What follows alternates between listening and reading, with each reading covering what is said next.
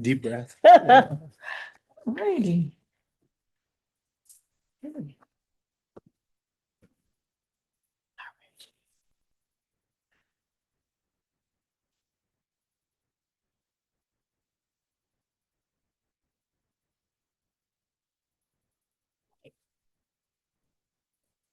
Well, aloha mai kako.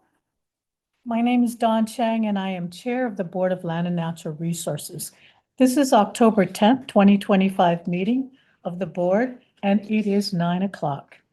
I'm going to go over some public meeting protocols before we begin the official part of our board meeting.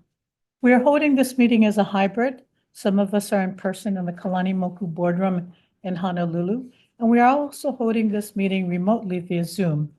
In addition, it can be watched live on YouTube.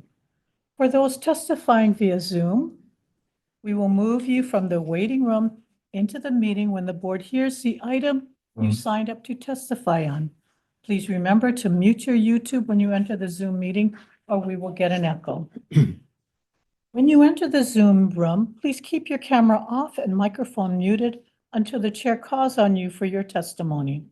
The chat box is not to be used for any comments because that presents a sunshine issue. However, the board secretary may message you via the chat box to ask which item you wish to testify on, so you can be led into the meeting at the appropriate time. Presentations by staff and comments by applicants are limited to 5 minutes each. We ask members of the public testifying on agenda items to limit their testimony to no more than 2 minutes. Testifiers will not be allowed to relinquish their time to others. I apologize in advance if I need to ask you to summarize, but I want to make sure that we are able to get everyone who wants to provide a comment to us. I ask that if you have submitted your testimony via email, that you stand by your testimony as the board members have reviewed the testimony submitted. Please address your comments to the board and not to the project applicant. I have asked our board member Smith to my right to be our timer. He will keep track of the time and give you a 30-second warning at the 2 At 2 minutes, I will ask you to stop testifying and he will show you the large red sign and I will move on to the next testifier. Adhering to these guidelines will enable us, all of those present, to be able to share their thoughts and comments. Before starting your testimony, please clearly state your name and identify yourself for the record. We will take breaks as needed.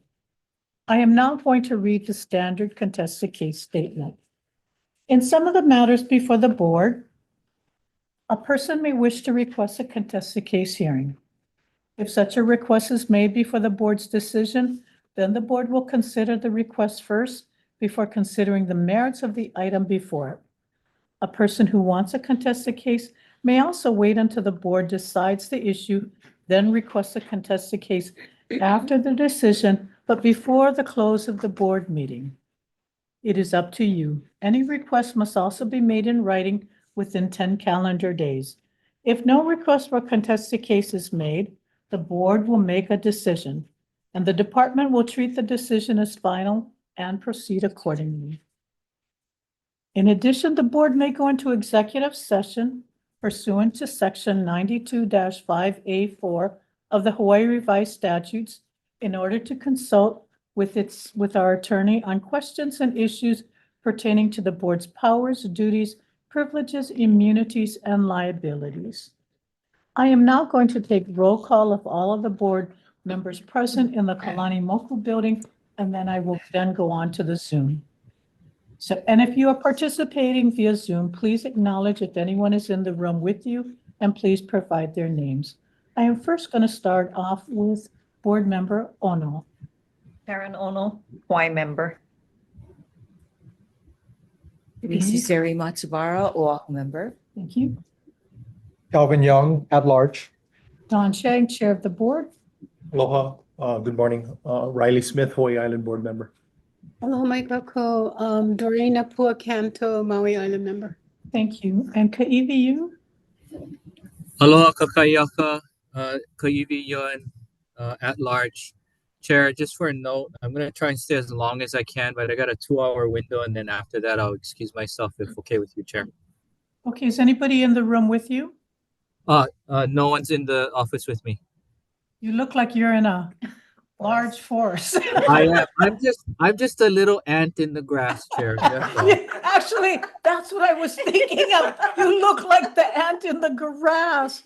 I would have Perfect. expected some nice ohia trees or something, but you look like California grass behind you. Yeah, yeah. It's a wild world, Chair. Okay, thank you for joining us, KV. I'd like to also introduce the board secretary, Rayanna Wright, and Deputy Attorney General John Dubiel. So with that being said, I'm going to go over the agenda, some of our agenda protocols. We will generally hear items in the order unless there's been a request for an item to be moved up.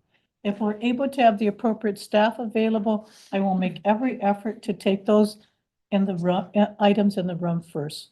I've received no moved up agenda items, so we will take the items in the order they're agendized. Oh, has there been a move up request?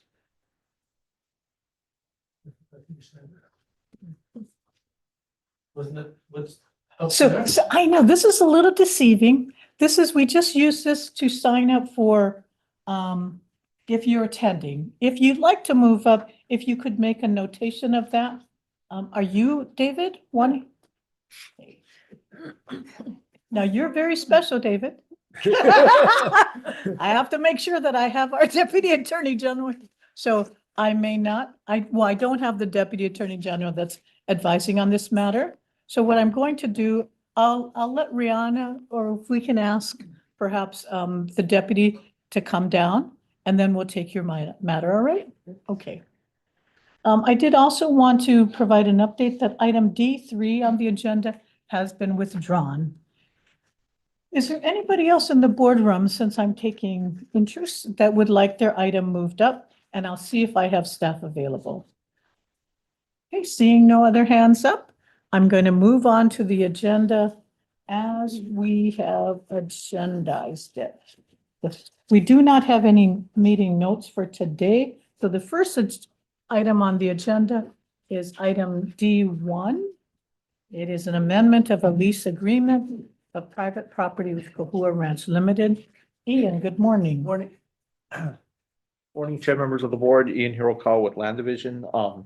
So D1 is to amend a lease of private property between Kahua Ranch and the Department of Accounting and General Services, Office of Enterprise Technology Services. So what this is a little different where in this case, the board had reviewed and approved a lease for DAGs to actually lease out private property for like a radio transmission facilities to especially facilitate like emergency notifications.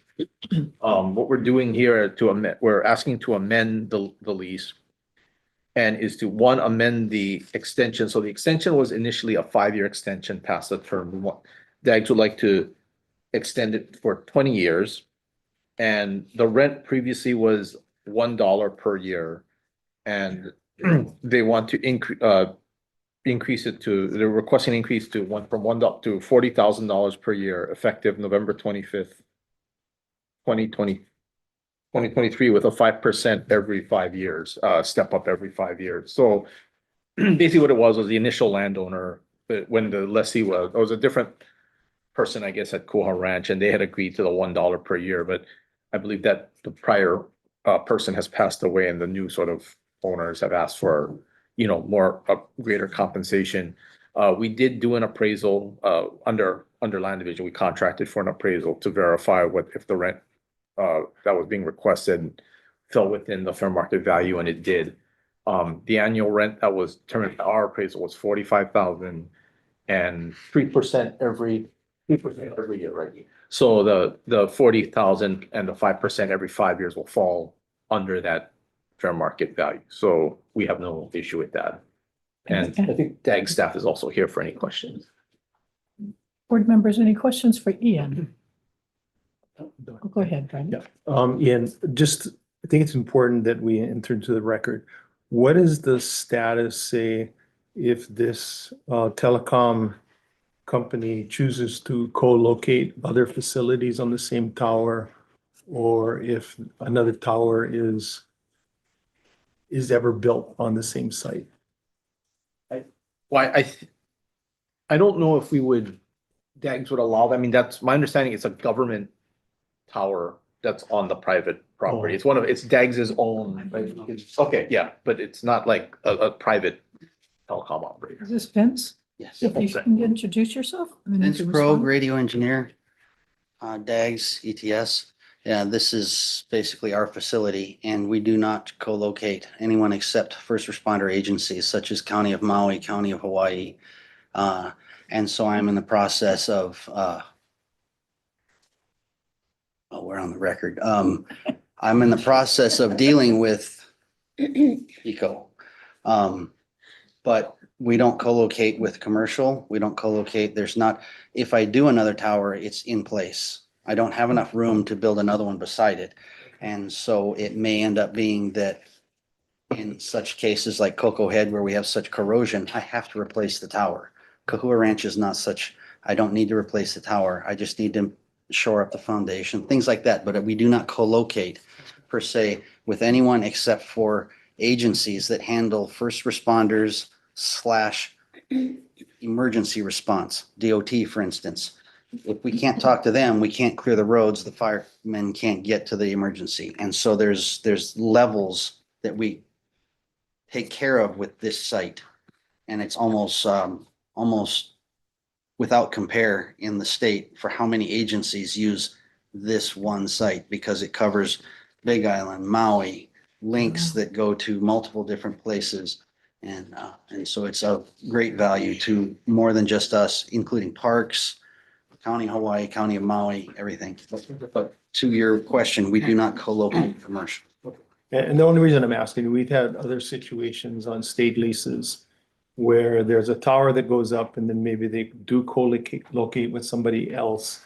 And there were questions about whether the rent should be modified because there are more facilities on the tower. So I just wanted to make sure whether that is clear or not. And if the policy is no co-locating, then it's not an issue. And we would have no room for anything else. We use the one tower that we have.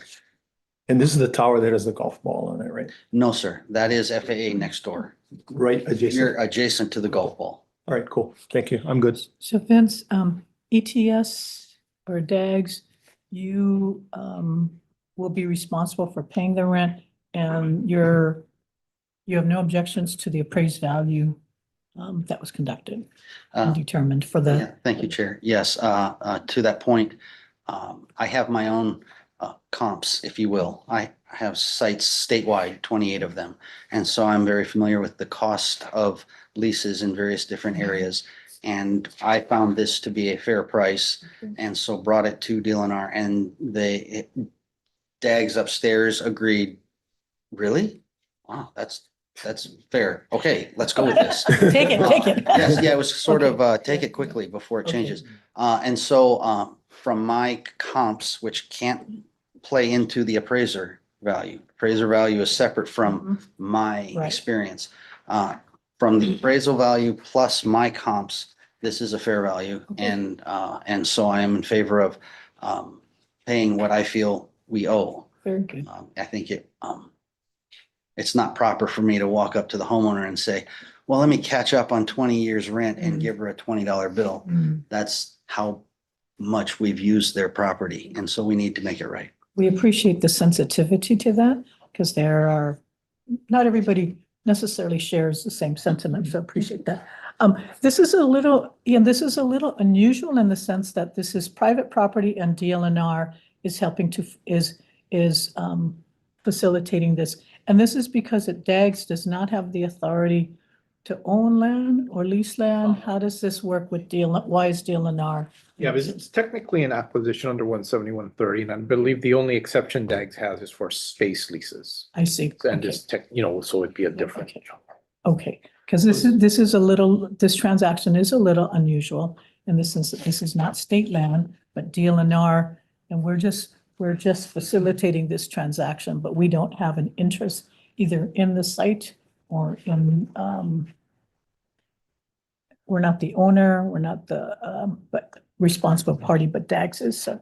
Not the, if you don't mind, Chair, Yes, not yes. the owner, yes, but DLNR does use our radio system. Okay, like everybody else. We should, okay, but we do appreciate your explaining the value that this facility provides for first responders statewide. So, Yes. and it does appear to be a reasonable expense, given the public benefits. So thank you. I appreciate you being here. Board members, do you have any other questions either for Ian or for Vince? Chair, I do. Okay, go ahead. First, I got a question for Riley. Is this ranch, is that Monty's ranch? Or what, Monty was the owner, family? Yeah, so the individual that Vince talked about is Monty was the former owner. And when he passed away, the ranch was split and his two sons and his two daughters took shares of the ranch. So this portion is on Tim's. I see. Okay, she can speak for herself. Okay. That's the Okay. only, I've only dealt with, Coot. Is it okay if I call you Coot? Yeah. I've only dealt with Coot and, she's here in case there's any questions of Very good. the Kahua Ranch. So Okay, Kaivi, I have the owner here if you'd like to ask her. No need, Chair. I just knew Monty for a while and such a good man. I was curious which part this was of the kids this was relevant to. Okay, so section 3.1 base rent, the condition of lease was starting from November 2023. So just for the record, staff is recommending 40,000, 5% increase, which is going to be, I guess, equal to the 45,000 with the 3% increase. Is that correct? I'm sorry, it's, it's 40,000 a year. Yeah. With a 5% step up every 5 years. Right. So my question is, Yeah, go what you're ahead, sorry. referring to is what the appraisal came up with, sorry. Yeah, so it's lower than the appraised value of 45,000 and annual escalations of 3%, correct? Yes, correct. Right. So my question is the delta between or your recommendation of 40,000 5% compared to the lower than appraised value of 45,000 at 3%. Does the math in your mind work out that it's equitable and the state is receiving fair terms? We're not, so this isn't, the state doesn't receive this. This is, I'm sorry, the KRL. no, so this is DAGS is going to pay Kahua Ranch for this use. So DLNR is not, only because we're facilitating the lease, but DLNR, the state isn't paying other than DAGS is paying for Right. this. So we're facilitating the lease. How do I phrase this? When we have a condition when it's lower than the appraised value, let's start with that. What are your thoughts on that when the value is lower than the appraised value? Well, I think in this case, if the landowner is willing to accept, I mean, we're not, the state's not getting the money, right? The landowner is getting the money. Yeah. They're willing to take, it'd be like if, back, when we would do the acquisitions and, the appraised value would be higher than what the Right. purchase price is, right? So to me, it's like, yeah, if the landowner is gracious to take Yeah. a value that is lower. I would Okay, think so this is that's fair, yeah. so for the record, it's just the benevolence of the landowner willing to take on. Okay. They're willingness Okay, to- yeah. fair enough. That's all I want to. And then, yeah, that's it, Chair. Thank you very much for your time. Thank you. What, your question? Yeah, could we hear from the woman in the? Who? Yes. You want to come up to the picture? Thank you so much for being here. You can just officially introduce yourself for the record. Okay, it's Patricia Kualoha Richards, but I go by Coot because of my brother.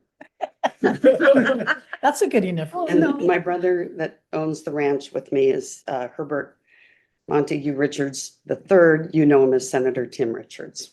Right. So that's why we get all the names. I'm sorry. And I just wanted to be clear in my head, that is the relationship with Tim. Yes, yes, he is my brother, and I spoke with him this morning prior to coming in and also yesterday to make sure we are in total agreement. So I just wanted to make that clear. I represent both of us. Okay, actually, Chair, I'm good with that. I just needed to confirm that there's a relationship. Please tell him we miss him today. Yeah, we do. I tried to get him to come, but thank you. That's okay, that's Any okay. other question? I think, oh, Karen, did you have your I have hand a up? question for Ian. Okay. Thank you, ma'am. Thank you. Well, Thanks for I- being, sorry. sorry. Yeah. Who? Cool. I just wanted to disclose that I work for Lunny Health Properties. I work for the Greenwell family. We collaborate, our cowboys collaborate a lot with Yes, they do. yours. There's no cash exchange, but I think like a lot of the ranches on Hawaii Island, everybody cuckoo, everybody whenever they can. And your ranch and our ranch collaborate a lot, and no financial conflicts or anything. I just wanted to disclose that, and I don't see any Appreciate it. conflicts with voting on this matter. I got asked the other day which ranches were our competitors, and I just laughed. Hey, this person clearly wasn't from the Big Island. I said, Ohana, we don't, no one ever, So just for the record, you have no objections to none, Riley continuing. no Thank you very objection much. whatsoever. Thank you for the disclosure. Coot, hold on, Coot. Wait, sorry. I first have Yep. Karen who wanted to ask a Okay, sorry, question Karen. of Ian.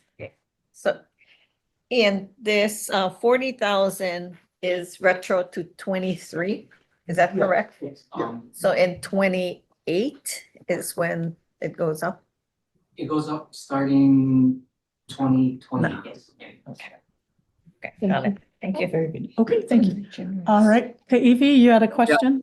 Yeah, Coot, I brought up your dad, Monty, because Monty and your dad and I sat on the first state legacy land conservation commission together back in, I think, 2007. And I just want to say my deepest condolences to you in the Ohana.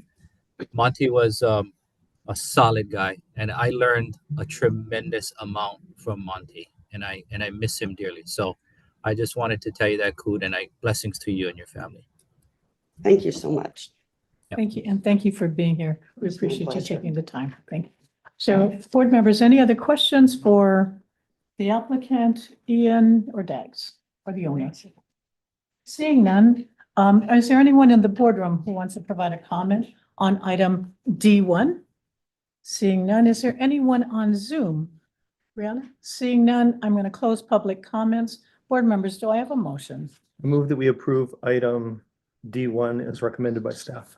Do I have a second? Motion has been moved and seconded to approve item D1 as submitted by staff. Since this is the first motion of the board, we'll do a roll call, Rihanna. Aye. Aye. Aye. Aye. Aye. Hi. Kavy, you? Aye. Aye. Motion passes unanimously with 7 votes. Thank you very much. And thank you very much, both of you, for being here. Oh, all right, let's move on to, yes. Okay. Okay, so we're, the deputy AG is here for item D6. So we're gonna take that out of order and per request of David Frankel and Ian. Okay, item D6 is the non-action item and the report on the Hawaii Supreme Court opinion on Sierra Club versus the Board of Land and Natural Resources.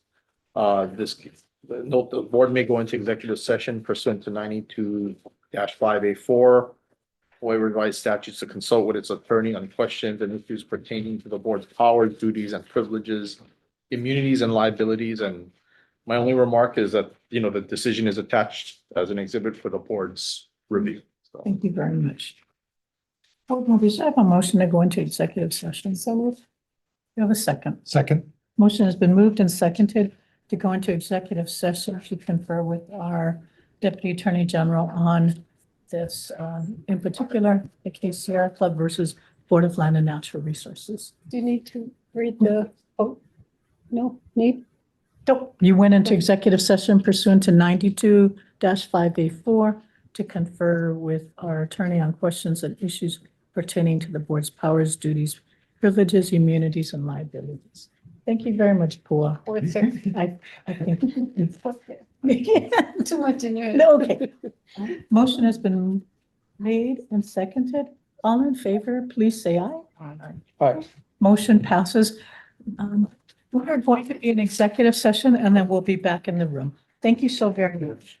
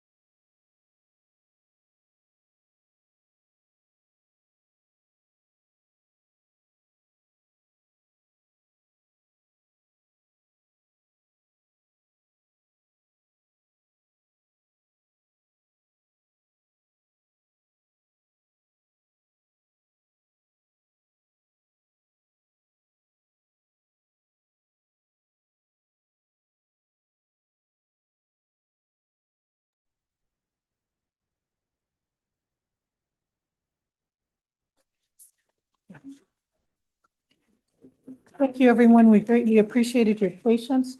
We are out of executive session. We went into executive session to consult with our Deputy Attorney General on privileges, immunities, and liabilities of the board members of the board with respect to item D6. So with that being said, this is a non-action item, so there isn't really anything before the board, but I am now going to go back into open session and take any public comments.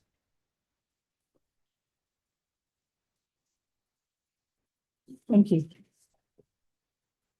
Morning, David Frankel here for the Sierra Club. Thank you for taking that time in executive session. That's great. It's unusual.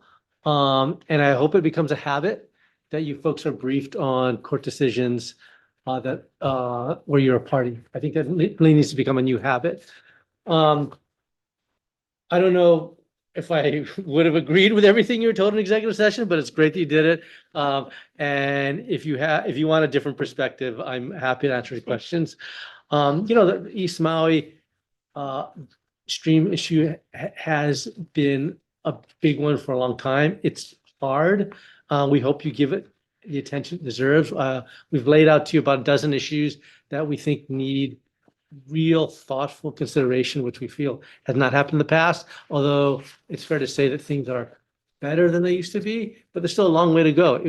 Things were so bad. There's so many issues that we understand it takes time just to understand one of them, and there's so many to go through. I think there are solutions to the problems you face, and we're happy to help you manage that, but we hope that you treat those of us who are attempting to protect public trust resources with a little bit more consideration. Thank you. Thank you very much. I appreciate that. Is there anybody else here in the boardroom that would like to provide a comment on item D6? Seeing none, is there anyone on Zoom? Bianca, I see you. Would Yeah, you like thank to you. provide a comment? Yes, thank you, Chair Chang, and this is Bianca Isaki in my personal capacity. And I also just want to thank you for putting Sierra Club's that decision on your agenda. I'm an attorney that represents many community groups concerned about public trust resource issues that come before you. And I'll just say that in the past couple years, or maybe just even the last year, there's been about a dozen or so cases addressed to incorrect decisions to forego contested cases and on environmental review. And what some of these decisions have the same flaws, and I know, some of these happened like in 2017, but I just want to emphasize that like the community had to litigate the same or near same issues repeatedly. And in the contested case, even when it's granted, it's already a huge lift. And then if you add to this a decade of litigation, it just makes it really expensive. And then in the meantime, the resources could be compromised. So I'm just here to thank you for considering that decision, because it's helpful to ensure these appellate courts' guidance is being considered. And I just want to mention quickly, there's a few other decisions that were just happened in the last couple of months, like the Kia'iwaio Waialeale decision on the failure to hold a contested case, and then the Kekauhulu decision on insufficient environmental review on a revocable permit, the Kamalu decision on failure to hold a contested case on West Maui commercial use permits, and even the Malama Kakanilua decision that was on the failure to, during a contested case, affirmatively protect Kanaka Maoli traditions and cultural practices. So thank you. Thank you very much, Bianca. I appreciate taking the time to provide us comments. Is there anyone else on Zoom, Brianna? Okay, I'm going to close public comments. Again, this was not intended to be this is not an action item. I have appreciated both David and Bianca's mahalo to the board for hearing these matters. And I do believe it is helpful. So I appreciate you acknowledging the board taking the time to do this. All right, with that being said, we're going to go back to item D2.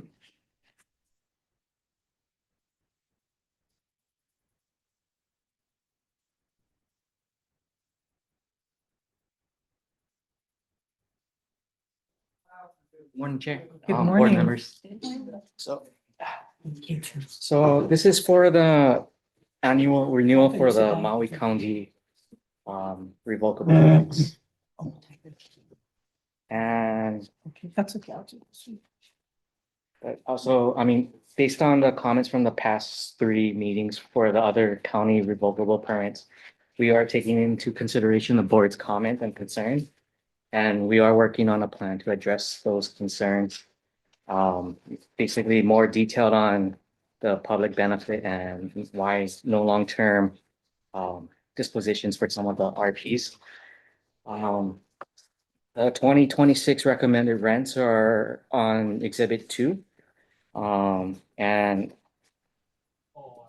the districts, they were looking at the county's websites to see if, or the county's property taxes to make sure that the tenants are in compliance with or paying their taxes. And if any subsequent discrepancies come up, we will address it with the permittees.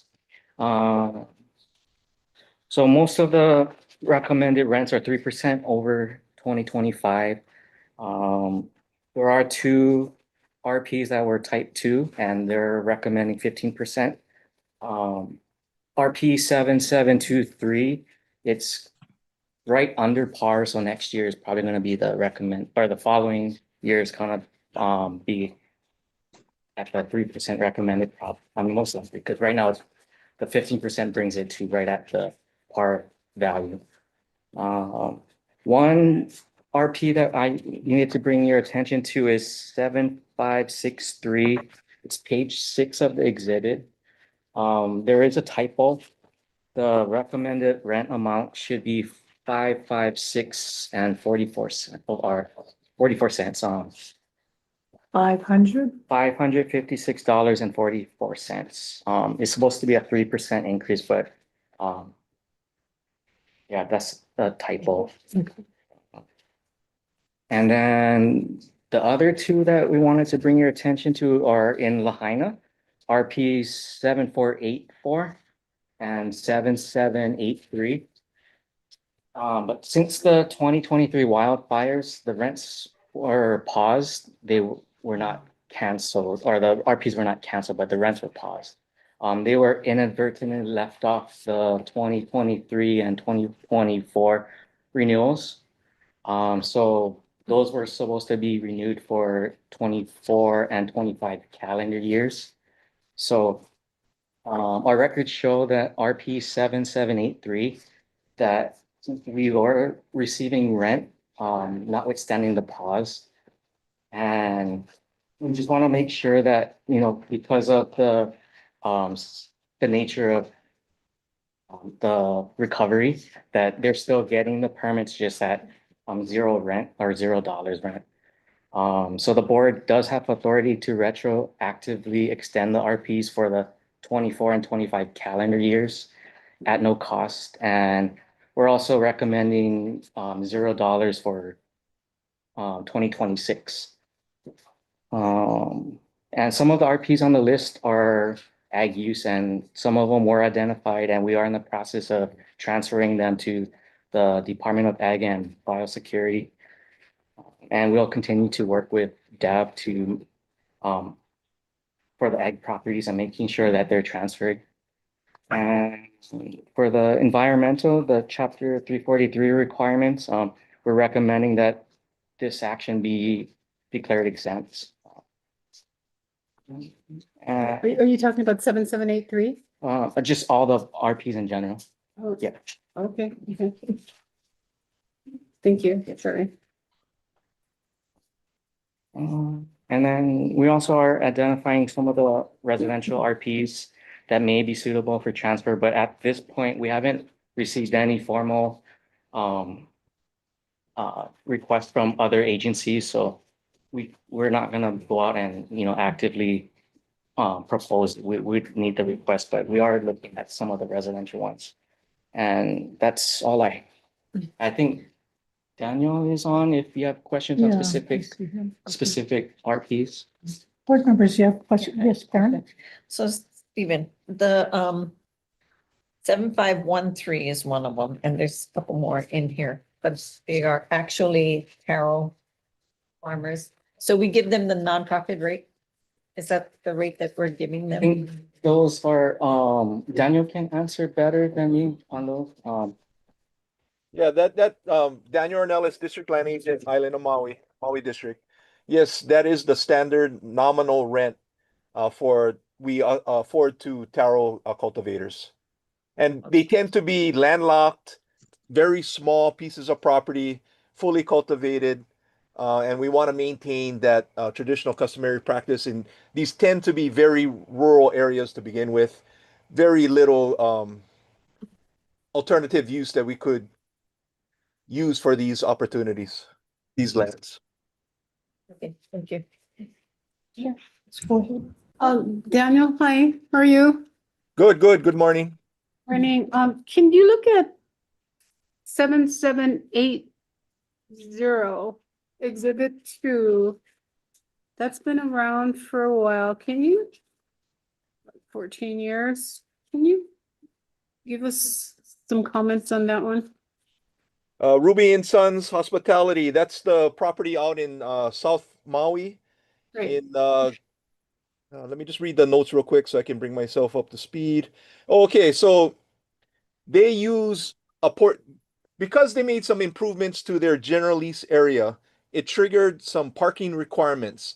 The adjacent government property was allowed for parking purposes on a gravel lot. And then there's been some county permitting requirements. They put together plans to improve the parking space to accommodate some drainage concerns and access, ingress, egress concerns, signage, public parking. And we went as far, the Board of Land and Natural Resources, approved a right of entry and a set aside on the abutting property to expand parking opportunity for the general public, because that was one of the conflicts in this particular area, that there was more commercial use of public space for parking purposes and not enough for general recreational uses. So we're in the process of sorting out a set aside to the County of Maui on a larger area abutting RP 7780, and Okay. eventually that whole area will be used for recreational access purposes, as well as a portion to accommodate general lease. I don't know the lease number off the top of my head, but there is a general lease abutting the revocable permit area for parking purposes. Thank Sorry you for if I that. wasn't clear. Yeah, I see parking there happening as we speak, but anyway, and one of my other questions, if you could just enlighten me on 7950, page 19 of 19. 7950 Montokuji. This Yeah, is hopefully. the space in Paia on the way to Right. Kuau. That's where they have some soil erosion issues ongoing. Let me see what, I guess they have a revocable permit for access purposes. And it's nominal rent. So, that area is compromised because of ongoing shoreline erosion, and we'll continue to support them. Again, it's nominal rent. Looks like they needed an access for ingress, egress purposes. Yeah, and just a comment that those grave sites are falling into the ocean. Correct. Office of Conservation and Coastal Lands is very aware of it. They did work with a consultant to come up with some kind of game plan, what to do with literally the graves are falling into the water. Yes. It's that whole coastline is a tough situation. Thank you, Danielle. I appreciate that. Thank you, Chair. Yes, you're Thank welcome. you. Board members, any other questions? I do, Chair. With exception to 7539 and 7549, all of the other land dispositions are 5B lands. And as one of the 5 purposes of 5B lands, towards the betterment of Native Hawaiians, I'm curious, we have these from each island throughout different times. the board receives these master lists for RPs. How do we reach out to OHA? And second question, I want to say like all of these that I've seen, OHA has no comment. Do we have any ideas as to why? I think for me, when in general, we'll send out the request for comments and we'll, How? I email it to them. Okay. Some people may actually physically mail it or via the messenger, but we do send, at least for me, I do send out the request for comments, and every once in a while they'll send back a real general, basically make sure that they're following the proper procedures like best management practices, and if they come across, if depending on the activity, if they come across like EV or something historical that they have to stop work, so they just send out that kind of reminder to follow the proper procedures. And for the most part, at least, I mean, I've only been here for about 8 months, but in my experience, they do reply to the comments for the most part, but it's more general to just remind us that the permittee or the tenant has to be in compliance with any relevant, laws and the procedures. Okay. Well, 8 months is a long time. No, I'm just kidding. Take a breather. Take a breather, bro. Okay. I mean, so what you're saying is it's a general blanket kind of response, right? Is it fair also to say that perhaps they're not, or they could do better at looking at each of these on an individual case by case basis? Is that fair to say? I don't want to speak for them, but Yeah. we do Sorry. give the list of basically the submittal, a draft of it, so they have the Oh. opportunity to look at it. And we Yeah, that was my generally, next question. Okay. Well, Yeah. and every year when I'm doing these, I'll go and check and see if anything has changed, like if they've changed an email address. I'll also try to find a point person, because most of the time it just has like a general delivery mailbox. And to me, I think that maybe somebody lower down gets them and doesn't know what to do with them. So I've tried to find a point person, like either an executive director's email address or something like that. And I send both to DHHL and also OHA in hopes of getting a response of some sort. So I see Daniel. Daniel, you have your hand up. Do you have a comment about this? Yeah, I contemplate this challenge quite often, and it's not unique to the Office of Hawaiian Affairs. I have a challenge with the County of Maui. Both organizations really don't have a land management organization like the DLNR does for managing 5B lands. And if at the policy level, chairperson could recommend, that they beef up their on-island land agent opportunities, it'll be easier to coordinate with them, to get into the weeds when it comes to proper management of 5B lands. I'd be ecstatic if that was made happen. But the fact that they do comment, somebody is paying attention, so they are receiving it. And please rest assured, I get calls from both OHA and Hawaiian Homelands regarding our agenda items. So they are reviewing them. I will also share, while it's not on the agenda, but in response to Member Yoon's question, DLNR and OHA have been engaged in discussions regarding transfers of lands that may be suitable to their mission. So we are looking at, from a policy standpoint, lands that are in DLNR's inventory that may be more appropriately suited to be managed by Office of Hawaiian Affairs. Yeah, Chair, I wasn't needling our staff. I was more interested from the OHA side. Once upon a blue moon, board member Denise and I used to work at OHA, and I was in land division, and at that time, this is, it's not anecdotal, it's direct knowledge that a lot of these issues were not looked at carefully simply because we're just overwhelmed. So I was just curious, and that was, oh boy, more than a decade ago, I would say, huh, Denise? More than that. Anyway,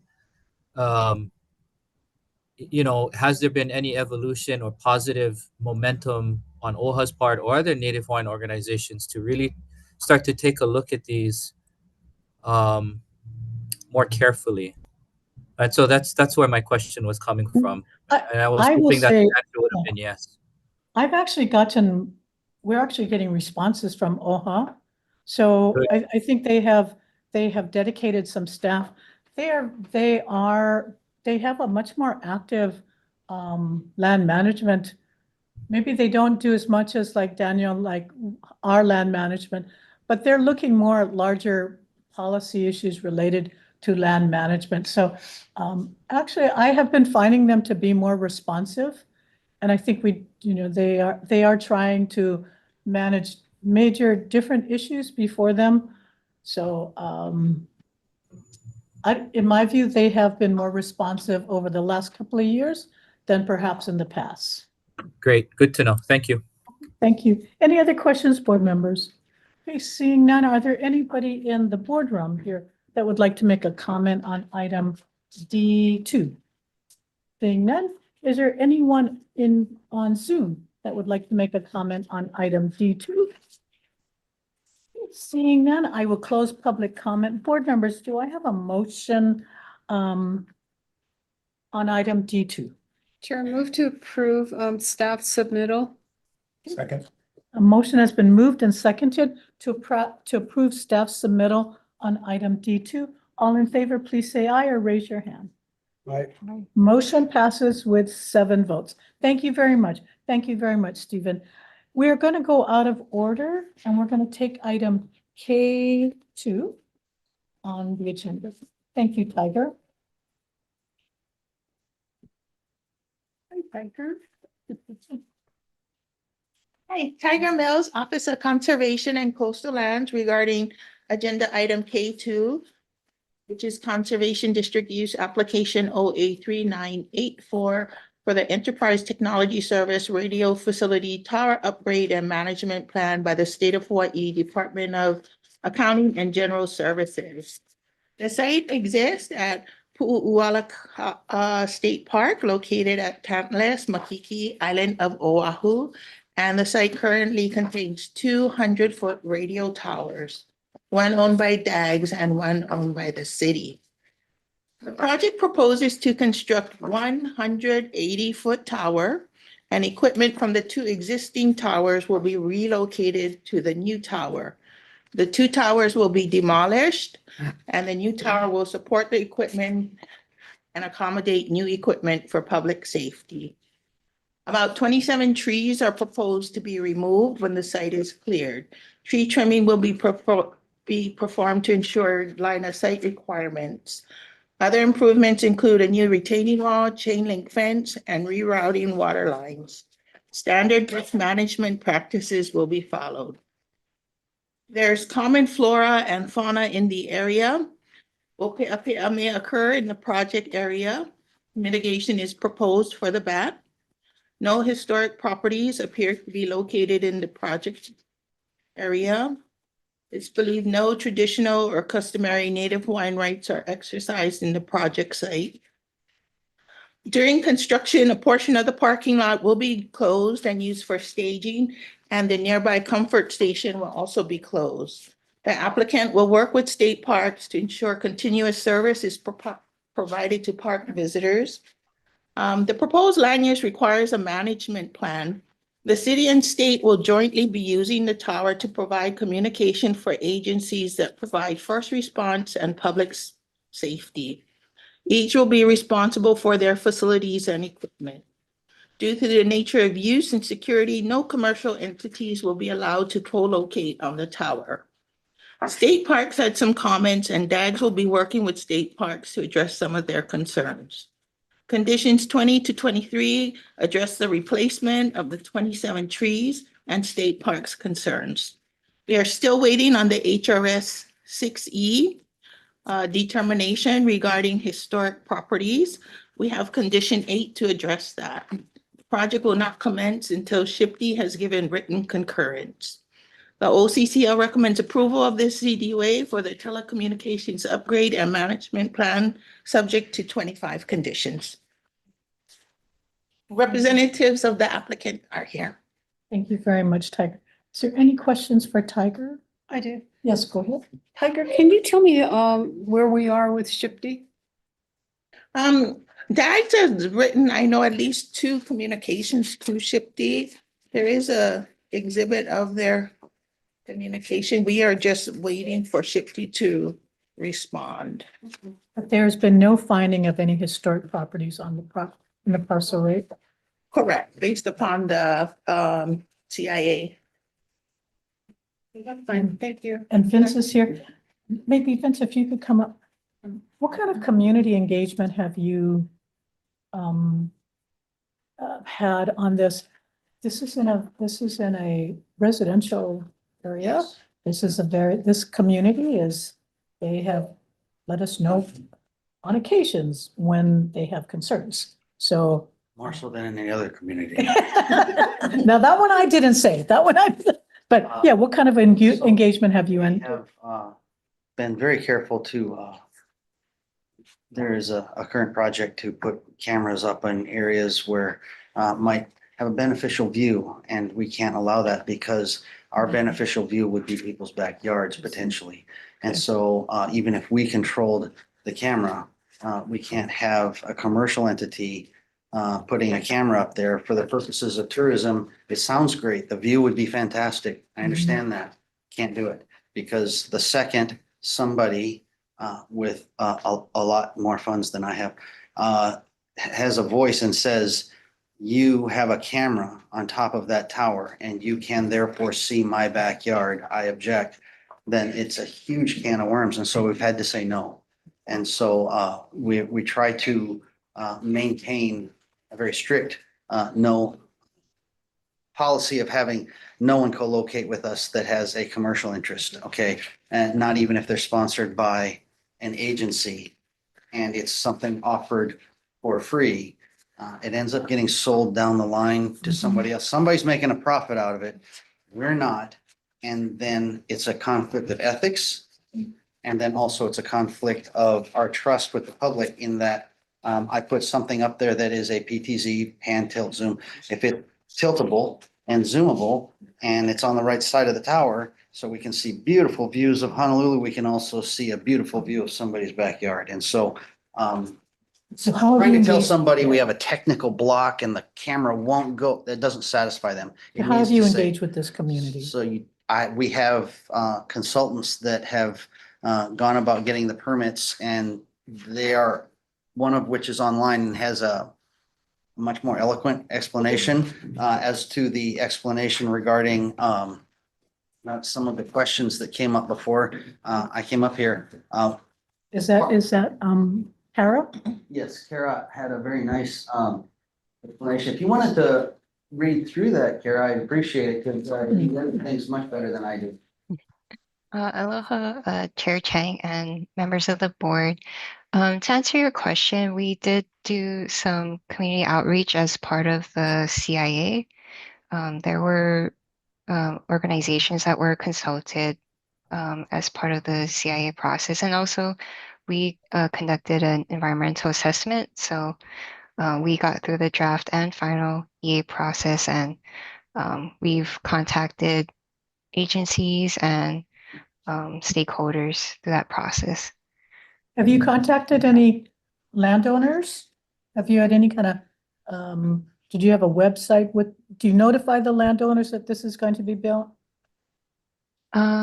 We didn't have a project website. I don't think we did contact landowners. This site is pretty far away from like the nearest houses. Yeah. It's a fairly large tower. I don't see anybody here in the boardroom, which is also important, nor do I see any public members on the Zoom, because again, this community, when there are issues that concern them, they make it known to us. But I think you just need to be aware that the fact that, the action taken by the board doesn't preclude a member of the public to come back and raise questions with you. So I think you should be prepared to address those. Chair. Chair, could I back up real quick to a question that was asked of her? Okay. David, did you want to chime in on the actual dates of when Shifty was contacted and the repeated contacts since then, what the dates were, and let them know the details there? Oh, sure. Good morning, Chair, members of the board. Yeah, with relating to that Condition 8, which is about the written concurrence from Shifty, we did submit upload to HiCRIS around January of this year to the HiCRIS system, which is Shifty's intake and review system for submittals. And we have submitted follow-up email requests to Shifty, checking in on the status of that review. We've also had DAGS has quarterly meetings with Shifty where we try to follow up on ongoing as well as possibly future projects that may require Shifty consultation. And in fact, we do have a meeting for the next week, so we will bring this to their attention again. I happen to know their boss. And Hey, hey, you use it fine. And I would tell you, they have a lot on their plate between Lahaina, between different projects, so they've got. We're very aware of this. So so January 2025, that is not that bad. But I would continue to urge you to reach out to them, let them know, especially assuming the action by the board is taken today on this matter. That would be helpful, that you notify Shifty that it is conditioned upon, any construction is conditioned upon their concurrence. But they are doing their best. They are doing their best. Chair, I have Yes, some follow-up Denise, questions. please go ahead. For the consultant. So as a former mayor's rep to the Makiki Neighborhood Board, one of the questions is, have you gone before the neighborhood board just to ask, and can you better define what that community outreach is? Because I know firsthand how vocal that community can be. We did not present to the neighborhood board, but I believe they were on our stakeholder list when we sent out letters for the EA to notify them that we have the draft and final published. We did not receive any comments from them. And when you, follow-up question, Chair, when you said that the nearest landowner is far away, can you define that a little better? I mean, how far away? I'm not sure the distance, but I can share my screen. I do have like an aerial pulled up. Let's see. Just sent the request.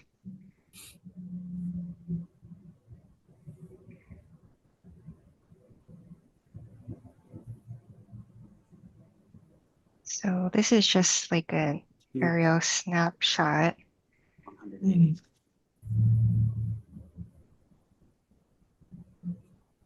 So the nearest houses, I believe, were here. Okay. That's probably on the Thank other you. ridge. And then, yeah, we did drive along Round Top Drive to try and we were looking at the view plane impact. So did drive around here to see like what would the impact be with the new tower, but it's not visible from down here because of all the trees and the incline.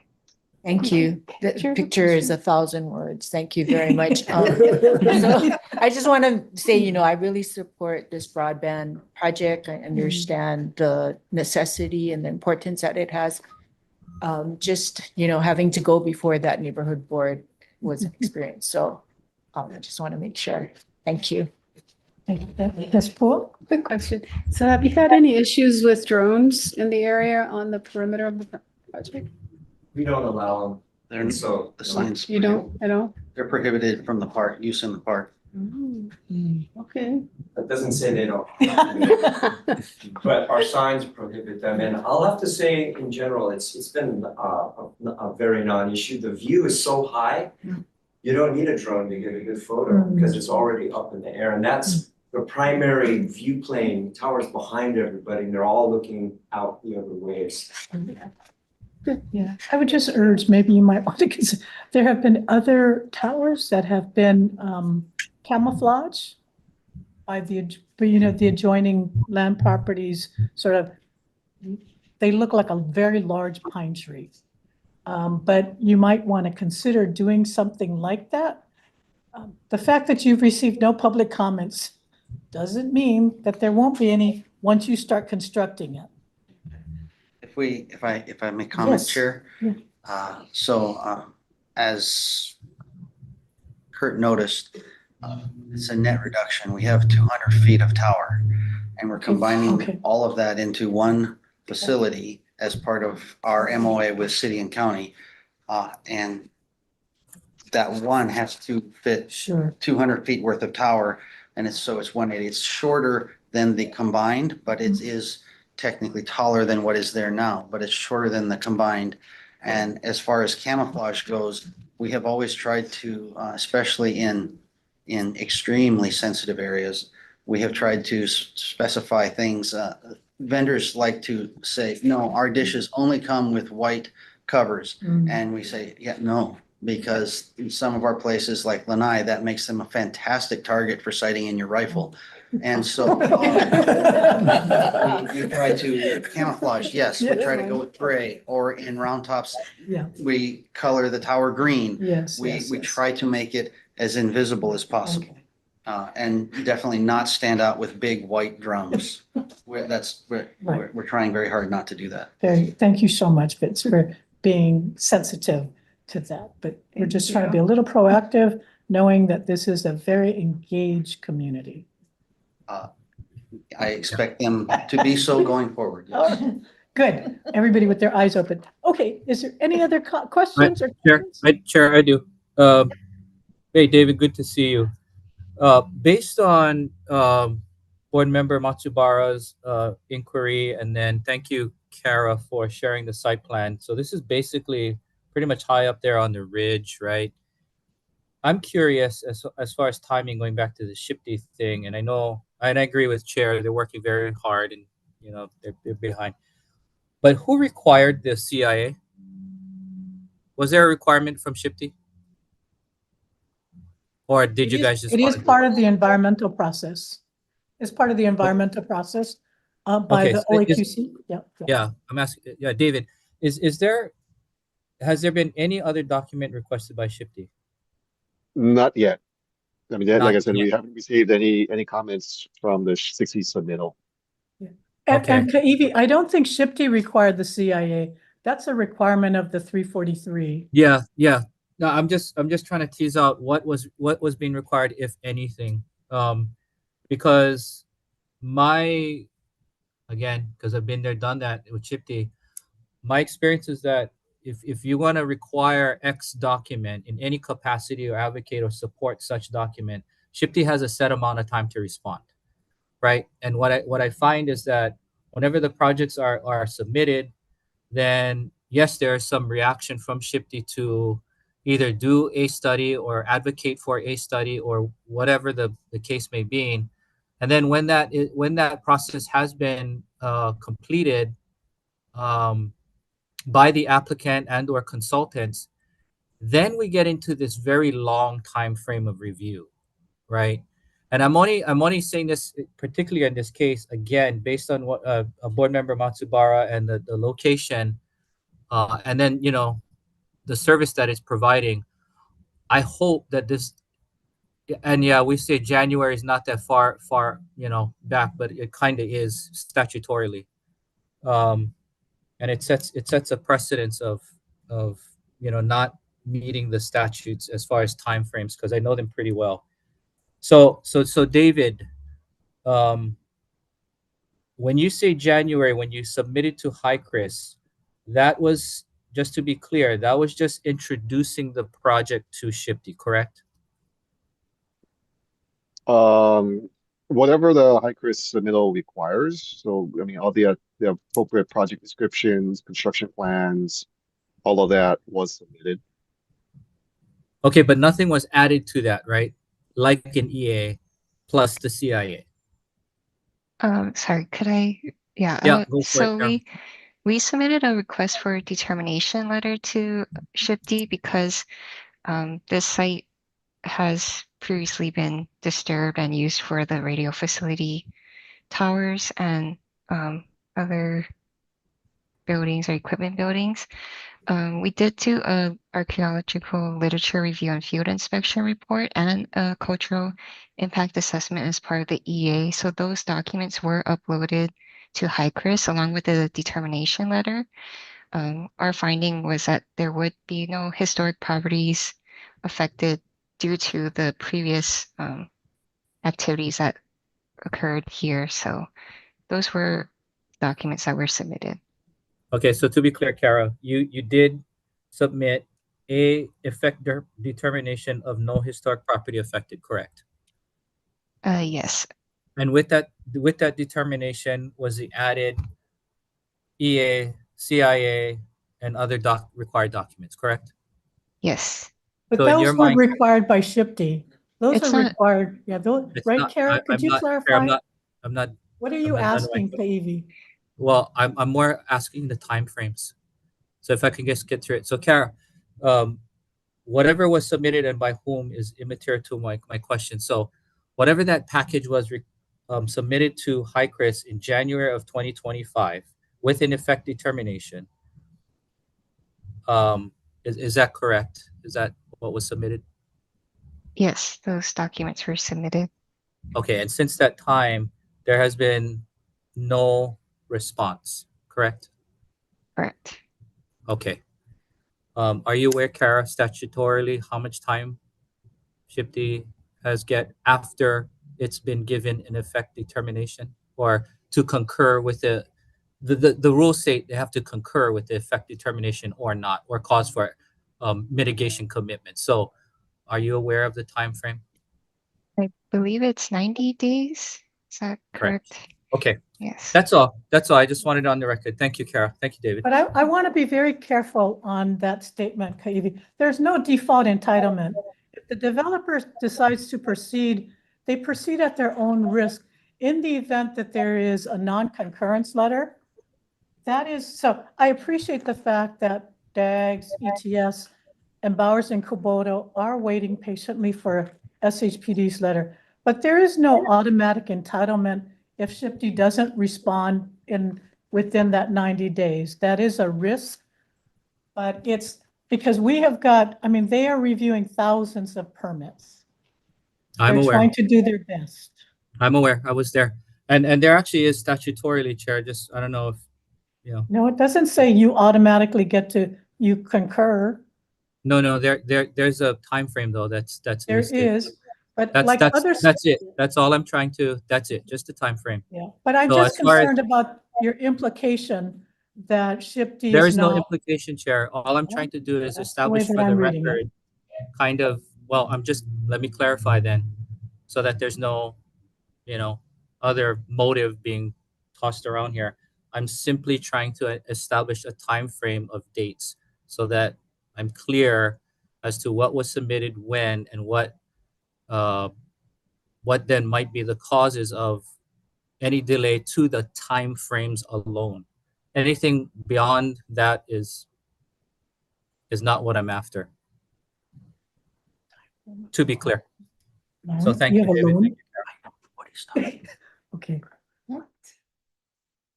Shall I Did he clarify? say time frame alone? Oh, time frame. Okay, I thought it was, okay, go ahead.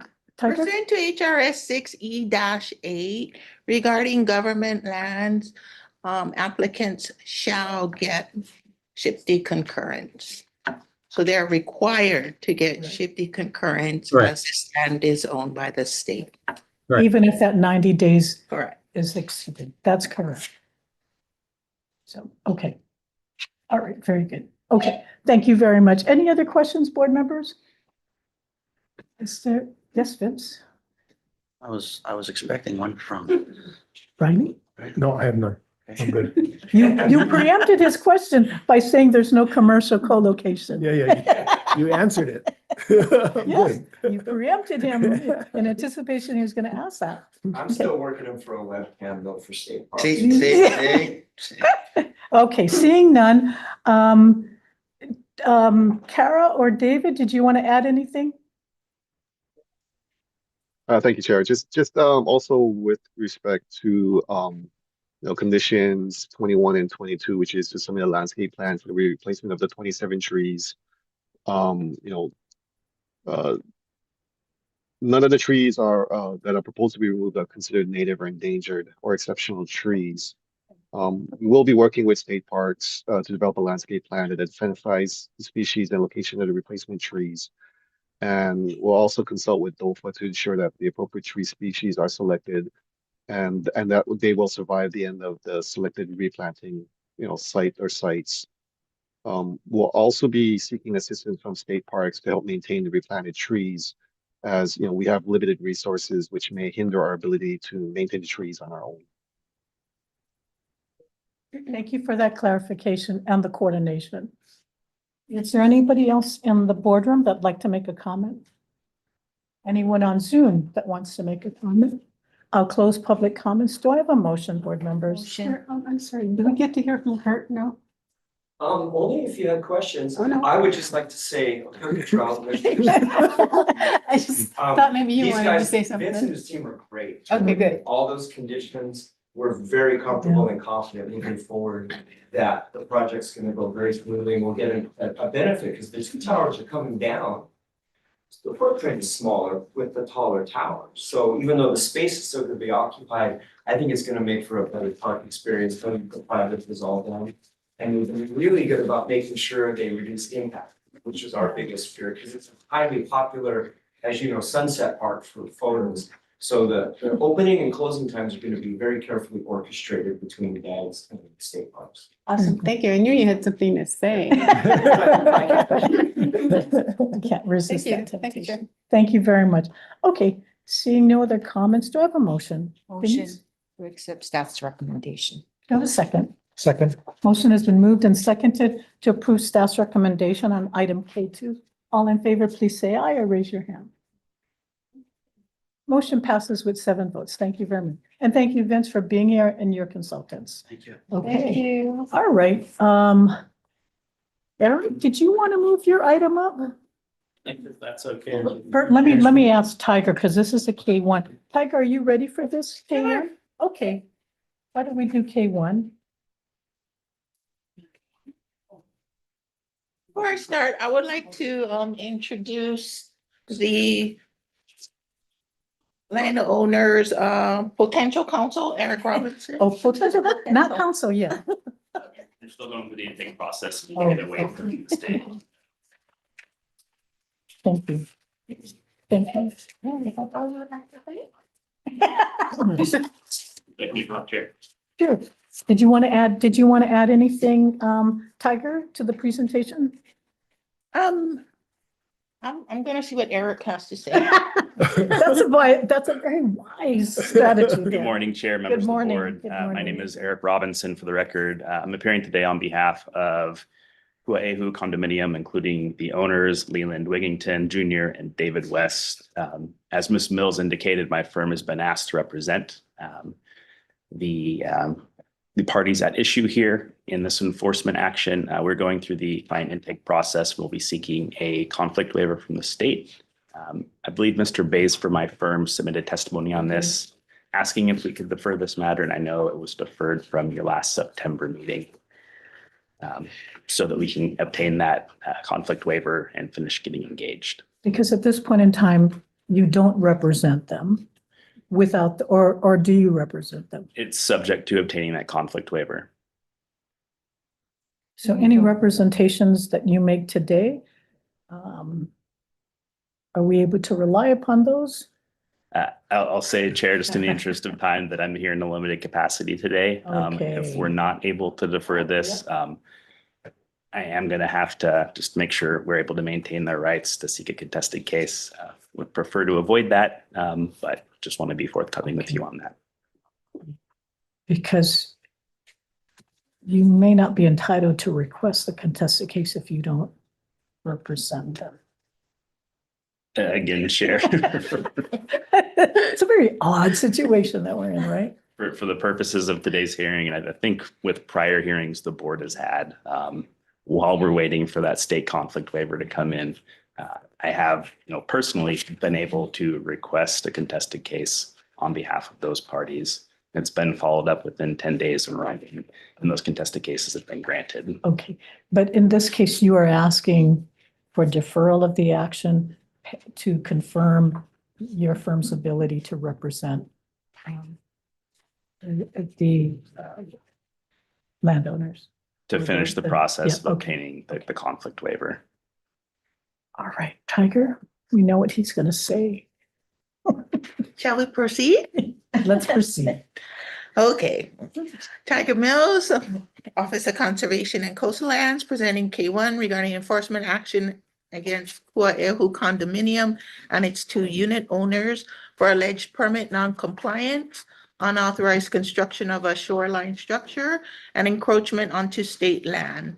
The site exists on the northeast shores of Kauai, where the shoreline is exposed to northeast trade wind waves year-round and large winter swells. The parcel appears to be eroding at an average of 1.59 feet per year. The property and adjacent properties were issued an emergency permit in 2003, 2004. By 2009, the permit expired.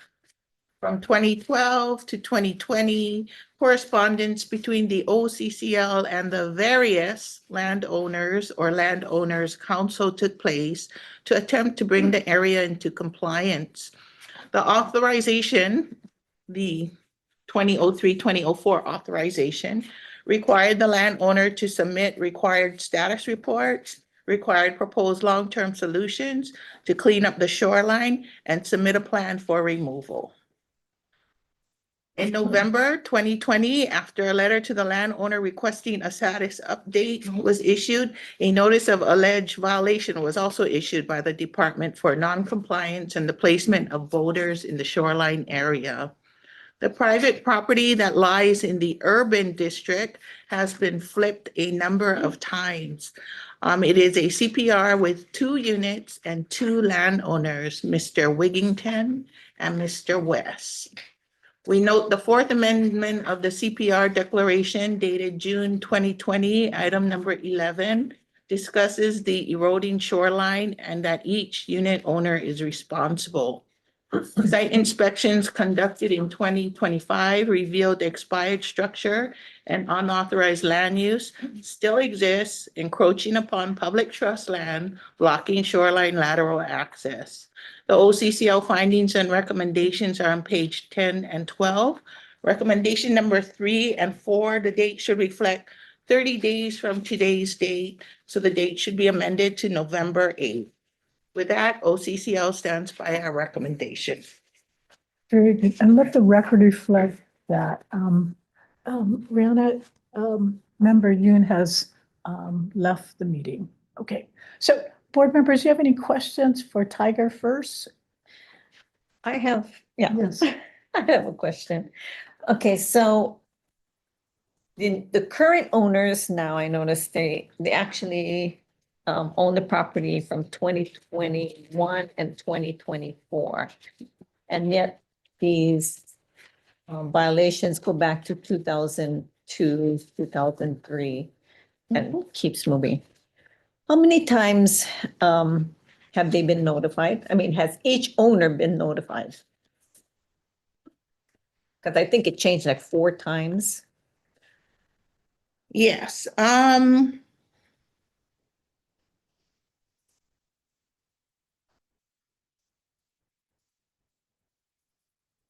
looking on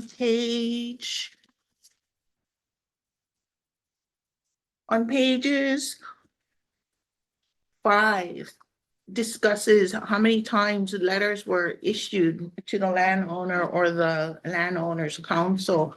Once the emergency permit was issued and expired in 2009, we were going back and forth with landowners to remove the offending structures.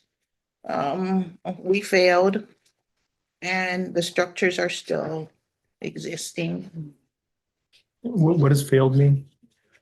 They did nothing. They sold the property. Okay, so you reached out to them, they didn't respond to you. Correct. Failed didn't mean you didn't notify them. Yes, Okay, got it. I just want to be clear.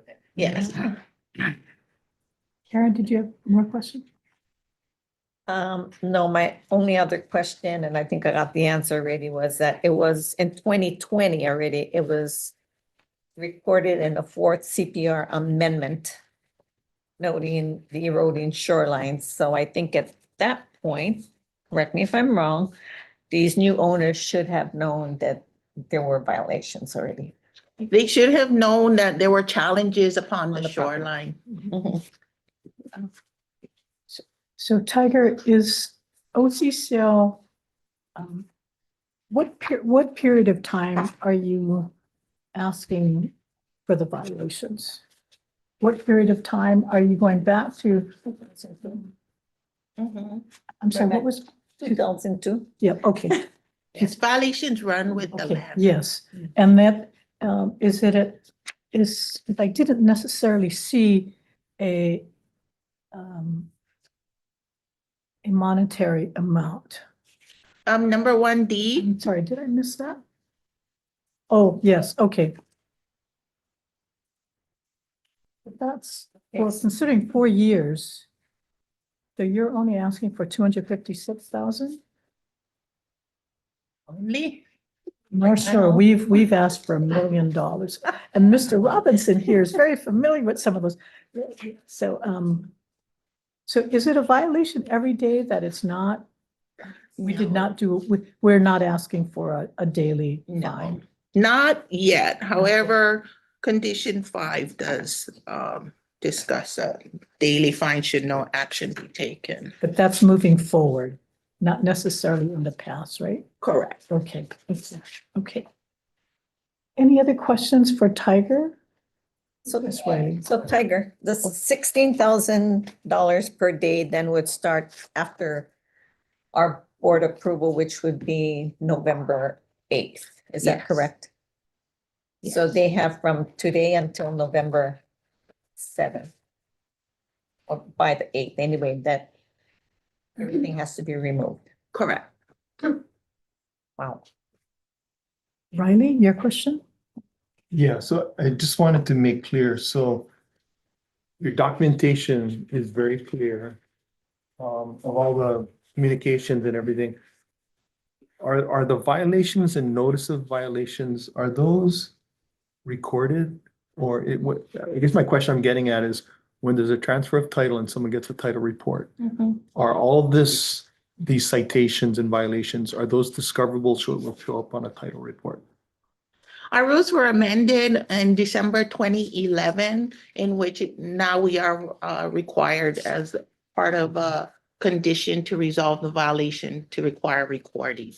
Prior to 2011, there was no requirement in our rules for deed record. So anything after 2011, when these folks purchased these properties, they were clearly made aware that, or they could find out in a title report whether there were pre-existing violations to them purchasing the property. If the board found them in violation. So we would need to go through a board action, get that condition into the resolution for the violation, and then it would be reported. Since we did not take anybody to the board between 2006 and now, there was no deed recordation for this parcel. But the law has subsequently changed, like 2023? 2011. I thought there It was more of a rule recent, amendment. there was a recent, was it with the real, that now we can record violations? Oh, I didn't. Okay, maybe I'm wrong. Okay. But it is in our rules, chapter 13-5, to record conservation district violations with the deed instrument. I thought just recently, I'm not gonna put you on the spot. I Do you know? defer to Mr. Dubiel, Chair. Okay. Oh, actually, you're right. You're right. Okay, no, fair enough. I have a Okay. question for Yes. Tiger though. But in this particular case, or in any particular case, oceanfront, can the buyers, because buyer beware, right? capable of calling you and asking, because there's no other place that it's recorded yet until just recently with the Bureau of Conveyance. So you would have a record that if they called you, that you could potentially say, you know, yes, there is possible violations outstanding. If someone called us, we would probably tell them that there appears to be alleged unauthorized land uses on the parcel. All right, thank you.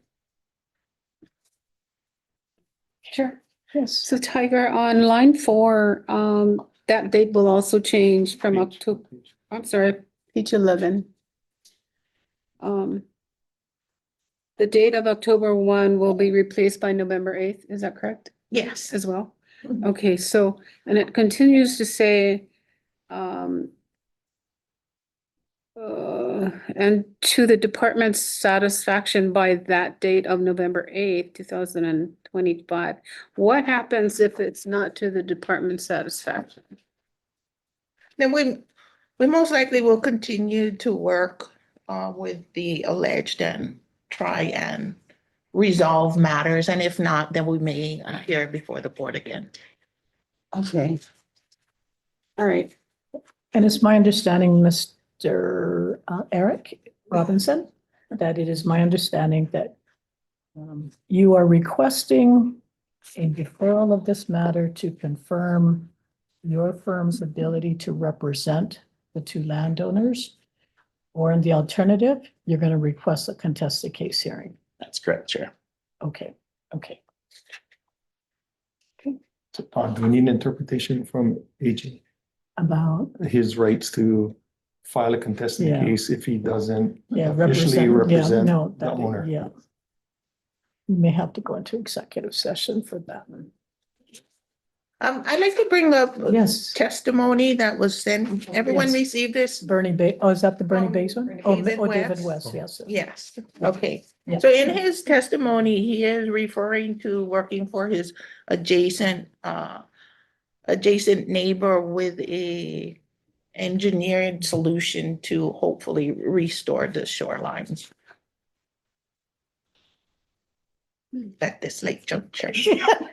I've heard that one before. But, okay, okay. Because we did defer this matter last month, is that correct, Tiger? It was placed on, and the requested deferral was the landowner was seeking counsel, is that what the deferral was? I'm sorry, I don't recall. Okay, and when were you contacted? And I'm not sure of the first date, Chair, that my firm was contacted. Mr. Bays of my firm has been the primary point of contact.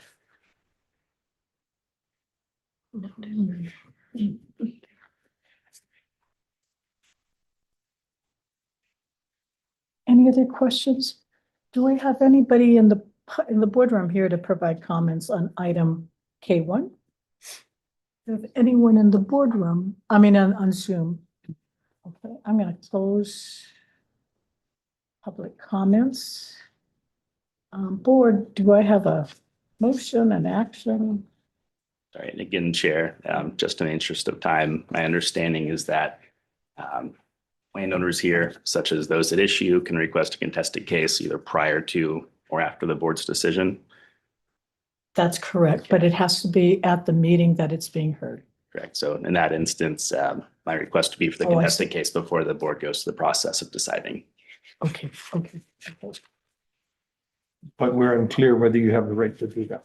Yeah, so we need to, perhaps, is there a motion to go into executive session? Executive Okay. session. Okay, motion has been made. Do I have a second? Second. Okay, a motion is moved and second to go into executive session to confer under HRS 92-4-5 to confer with our counsel on our duties, privileges, and liabilities. All in favor, please say aye. Aye. Okay, motion, we're going to go into executive session. We're going to be in a recess and we will come back into the room.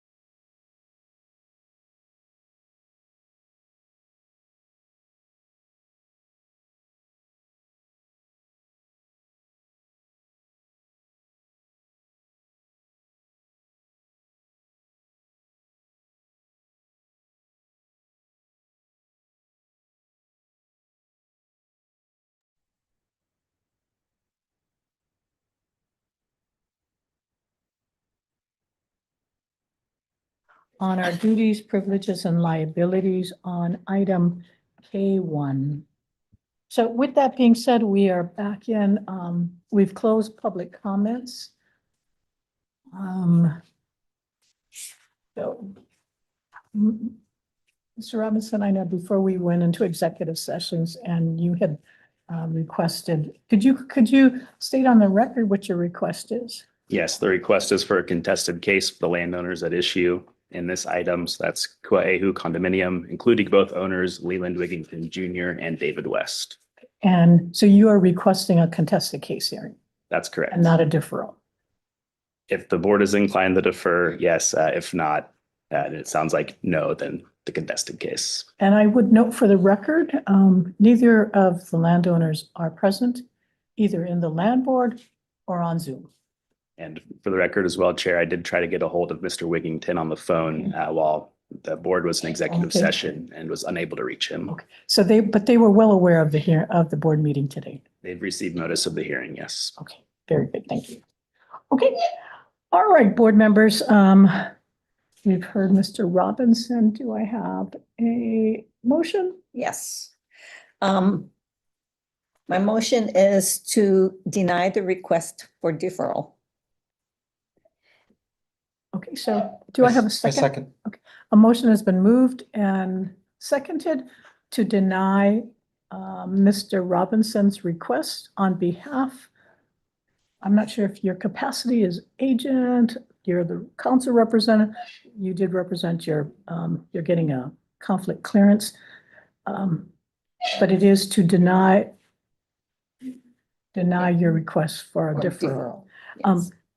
We're in discussion. I do want to ask you, Mr. When did your firm request the conflict of interest clearance? With the state? Yes. I'm not sure, Chair. I'd have to speak with Mr. Bays on that. Can you get him on the call? Can you get him on the phone? I can try. Can we try to ask him? Would you Because like him? you've represented you and Mr. Bays have represented other similarly situated landowners before us. That's correct, Chair. Would you like him to join by Zoom if he's able to? He can just confirm with you, when did he request the the clearance, conflict clearance? Mind if I step out for a moment to make a Go quick ahead. phone call? Okay.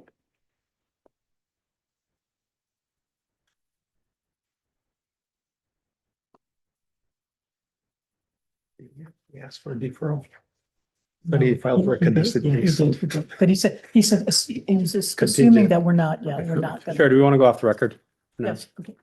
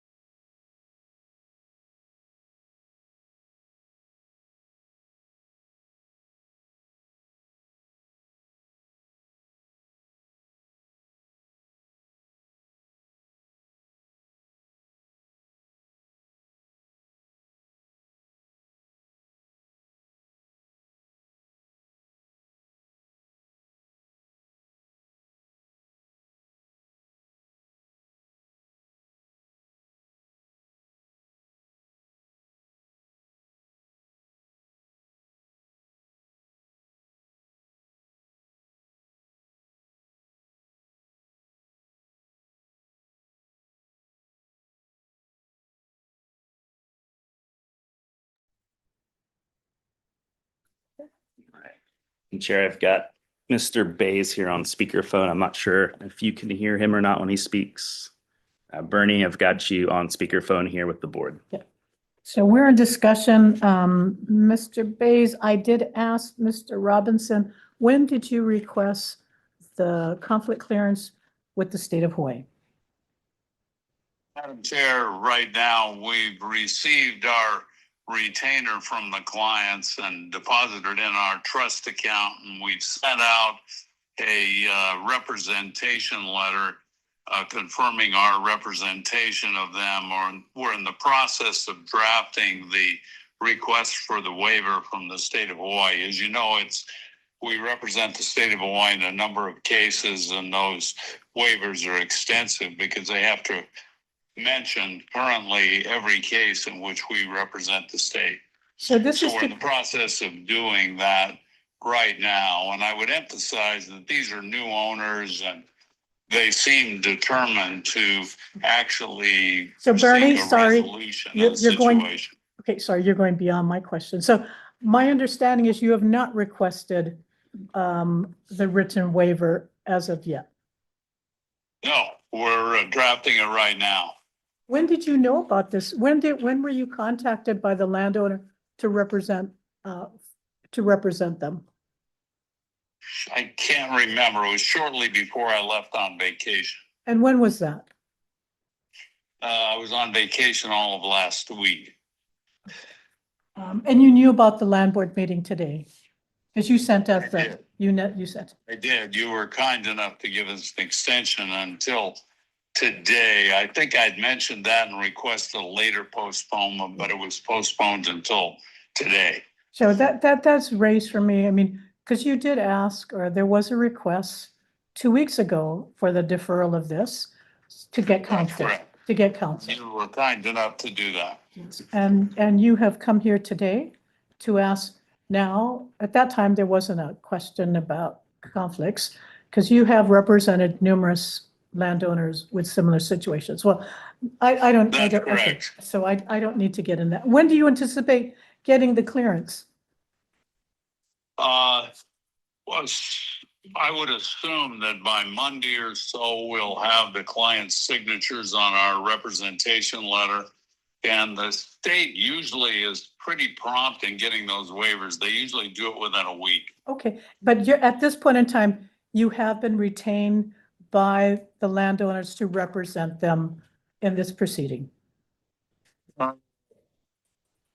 They haven't signed the representation letter yet. They have sent in the retainer. So they're not here today. So does that mean that nobody's here representing them? There's been a request by Mr. Robinson for a deferral or a contested case hearing. Technically, that would be correct because we couldn't legally represent them until we get the waiver from the state of Hawaii. We haven't done that yet. So are you saying that Mr. Robinson's request is not, you're not authorized to do that? Well, in a sense, we're asking to defer the matter until we can represent them. You asked me that 2 weeks ago. So I guess I've also heard from Mr. Robinson, if we don't grant the deferral, that he's requesting a contested case hearing. Are you authorized to do either? Madam Chair, you could go either way. That's your decision. You could grant the contested case, defer the matter. That's all up to you and the board. All right. So we will act based upon the representations, perhaps not consistent, but the representations of both you and Mr. Robinson. All right, very good. Thank you. Thank you for taking the time to No problem, Madam Chair. Thank you. right? So, okay, Karen, with that being said, your motion? Okay, we didn't vote on the first No. motion yet. Yeah, so your motion was to defer the matter, I mean, to deny the deferral. Yeah, to Okay. deny the deferral. Okay. And we were in discussion, you're right. So, seeing no other discussion, a motion has been moved and seconded to deny Mr. Robinson's requests for deferral of item K1. Okay, all in favor of the motion, please say aye or raise your hand. Aye. Okay. Motion passes with 6 votes, and let the record reflect that KEVU is not present for this at this time. All right, okay, so the motion to defer has been denied. Chair, second motion. That the parties or the representation that is here are still in the process of completing the retainer with the parties. That you have the authority to file a contested case. Okay, all right. So that's my understanding, Mr. Robinson, notwithstanding Mr. Bayes's representation, which was a little dubious on what you said, but we're going to rely upon your representation to us at this point in time that you are representing in some capacity the landowners. So a motion has been made to grant the contested case hearing? Grant the contested case hearing. Understood, Chair. And if I just may, for the record, I believe the board under HAR 13-1-29A may also, of its own accord, sua sponte, grant a contested case hearing without a request. So to the extent that's an issue. Okay, that's not what's before us. Rarely do we ever on our own request a contest, and I don't think there was any motion by any board member here to request a contested case. It was only in response to your request. Understood. But thank you for bringing that to attention. So do I have a second to Board Member Ono's motion? I'll second. Sure. A motion has been made to grant the request for contested case hearing made by Mr. Robinson. All right. So a motion has been moved and seconded. All in favor of the motion, please say aye or raise your hand. Aye. Motion passes with 6 votes. So the motion for the contested case hearing has been granted.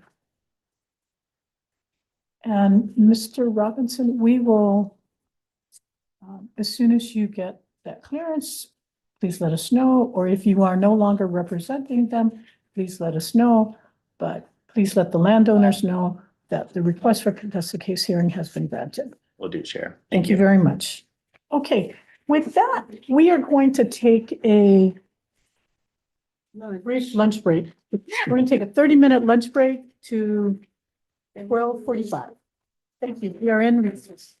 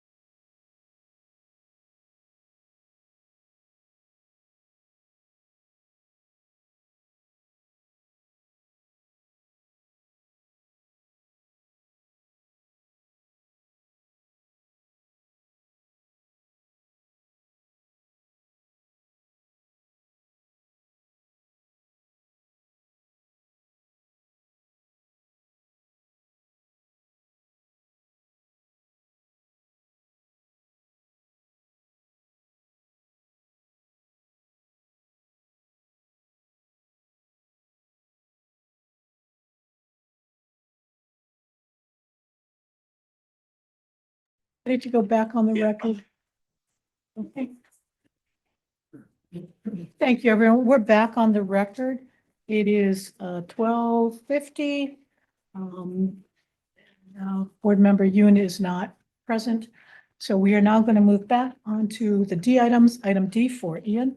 Okay, so thank you. Item D4 is an issuance of a right of entry permit to the Division of Forest and Wildlife for, Division of Forestry and Wildlife for management purposes, including the authorization for DOFA to issue permits pursuant to their various HAR, Hawaii Administrative Rules provisions. What this is basically, all these have already been approved for set aside for DOFA, but the time it takes to prepare the maps and the documents. We've worked with them to issue a management right of entry so they can start immediate, managing those lands and instituting the programs. Just one thing of note, if you look at Exhibit A, we did work with DOFA staff, but in continuing to work with them, we found out that 3 of the TMKs in Exhibit A should not have been included. So if you turn to Exhibit A, we would remove from the Oahu section only, we would request that the board approve the recommendations as amended, but removing TMKs 1, 4, 8, 13, 13. Wait, this is on Oahu, right? Yeah, so it's the first 4 on Oh, Exhibit A, okay. yeah. To remove all the Oahu ones? No, just all of them except 691,004. So we say approve as amended, removing 1, 4, 8, 13, 13, 191, 17, 158, 199, 10, 52. And the reason is, so apparently parcel 13 is already set aside. Parcel 158 has already been approved by the board for conveyance to DHHL.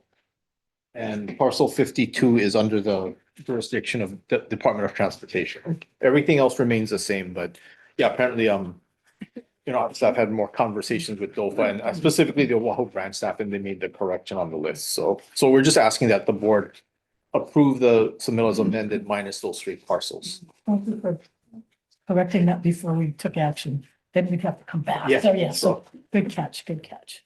Okay. Board members, do you have any questions on item D4 for Ian? Okay, is there anybody, seeing no questions, is there anybody in the boardroom? Ethan, did you want to make a comment? Okay, is there anyone on Zoom? Okay, I will close public comment on item D4. Board members, do I have a motion? Motion to approve as amended. Do I have a second? Second. Okay, motion has been moved and seconded twice on item D4. All in favor, please say aye or raise your hand. Aye. Okay, motion passes with 6 votes. Thank you very much. Let's move on to item D4, excuse me. No, D5. Item D5 is to amend prior board action of May 27, 2016, D11, which was in itself a consent to assign and amend a grant of easement 5910. And already and as amended, further amended by board action of March 10th, 2017, item D5. So this is for, again, an easement in Makiki, Honolulu, Oahu, tax map key 12520, portion of 2. The request for this amendment is to remove the signature block for the assigners in the standard consent to assignment document regarding the assignments of grant of easement and update the current insurance provision, the insurance provision to current standard. So what happened is that, trying to clean up, it's kind of almost a housekeeping matter and trying to clean up these assignments that have previously happened. Apparently staff has, since the original board approval, staff has been trying to contact the prior owners and they could never get the prior owners to respond and to sign the form. So we, just want to move ahead and just, so if we would take out the requirement for the signature block and just move ahead with the current owner to assign the easement. And I believe it's already been amended to run with the land, so we should not have the same issue in the future. A question. So running with the land, does it mean that it also gets recorded with the Bureau of Conveyance that there is an encroachment? Well, yeah, so they should be, if understand how it works, the parcel that that the easement benefits, that it should have it on the title that there's an easement to it. Whether the easement is recorded or not, they should note that there's an easement as part of the title. Okay, thank you. Okay. Do you have any other questions for Ian? Is there anyone in the boardroom here on item D5? Is there anyone on Zoom? Seeing no comments or I'm gonna close public testimony. Board members, do I have a motion? Motion. Second. A motion has been moved and seconded to approve item D5 as submitted. All in favor, please say aye or raise your hand. Aye. Motion passes with 6 votes. For the record, I do want to acknowledge the good work that Ian has been acting administrator for Land Division for quite some time. And he has stepped up and he stepped in and he's been doing such a great job. We have finally, he has requested that Lauren Yosef, be the assistant Land Division Administrator because he's got a lot on his plate.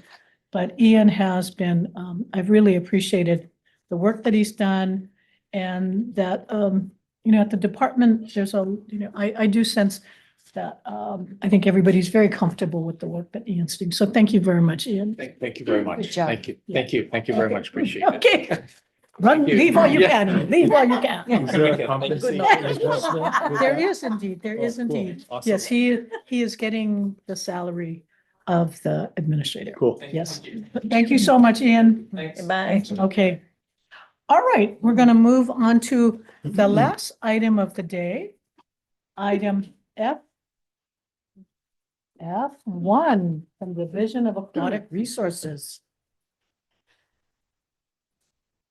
Okay. Yep. Okay. Hello, Chair, members of the board. My name is Duna Kikoa. I'm a program manager with Division of Aquatic Resources. I'm joined here today by Kellyanne Kobayashi, who will help present this submittal. So we're here today to request authorization and approval to issue a Papahānaumoku Akea Conservation and Management Permit to the Monument Management Board agencies. That includes the U.S. Fish and Wildlife Service, Ecological Services and Refugees, National Oceanic and Atmospheric Administration Office of National Marine Sanctuaries and National Marine Fisheries Service, inclusive of the Hawaiian Monk Seal Research Program's activities, and the Office of Hawaiian Affairs for access to state waters to conduct conservation and management activities and authorize general conservation and management activities by the Department of Land and Natural Resources, Division of Aquatic Resources, and Forestry and Wildlife. So it's both DAR and DOFA. Yeah. So this is our annual permit that we do together with the monument co-managers. And it covers the 7 agencies' activities that they do for conservation and management. And that includes DOFA's work at the Kure Atoll State Seabird Wildlife Sanctuary. They have a year-round field camp there. And then DAR continues to partner with other agencies on various projects. Most recently, conducting research on the nuisance alga Chondria tumulosa, and participating on scientific research cruises in partnership with NOAA. And I do have a follow-up from last time. I'm sorry we didn't get to this earlier, but apparently there was a question about how many monk seals are needed to be in the population before they're considered delisted, or the listing is lowered to the next level of listing. So we looked into it. There's a monk seal recovery plan, which is available online, and I can send it to anyone. And it said that there needs to be 3 conditions to be met in order for the monk seals to be classified as threatened, because right now they're endangered. So the 3 conditions are aggregate numbers exceed 2,900 individuals in the Northwestern Hawaiian Islands. The second one is at least 5 of the 6 main subpopulations in the Northwestern Hawaiian Islands are above 100 individuals, and the main Hawaiian Island population is above 500 individuals. And the third one is survivorship of females in each subpopulation is high enough that when you look at the birth rates, the population growth is not negative. And then the plan continued that in order for the species to be completely delisted, these conditions would have to be met for 20 consecutive years. I don't know like the details of like the plan, like when it gets renewed or if we can update it, but those are the current parameters in the plan that's being used right now.